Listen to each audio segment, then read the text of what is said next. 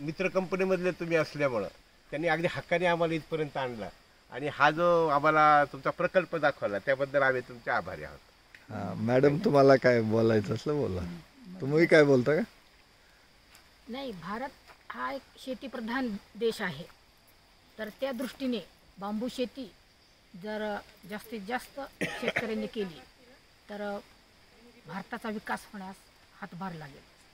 चालतं. एक मला असं सांगायचं होतं की मी आमदार साहेब पाटील पाशा पटेल सर यांचे बांबूच्या याच्यावरती एक माझ्याकडे पुस्तक आहे, ती मी एका याच्यामध्ये प्रदर्शनामध्ये विकत घेतलं होतं.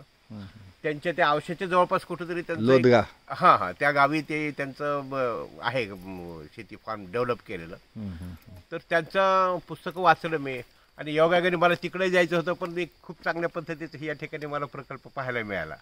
या गोष्टीचा मला आज आनंद आहे.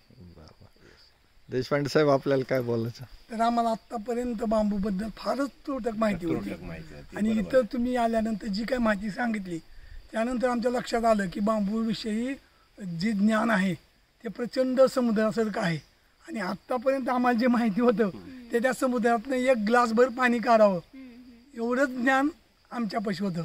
जसा एखादा कीर्तनकार एखादी ओवी किंवा एखादा अभंग 3 तासाच्या वेळामध्ये विस्तृतपणे समजावून सांगतो आणि पूर्ण ज्ञान भक्ती ह्याची माहिती देतो, तशी आमचे मित्र शेखर पाटील यांनी आम्हाला बांबूविषयी सविस्तर माहिती दिलेली आहे. त्याच्याबद्दल त्यांचे धन्यवाद.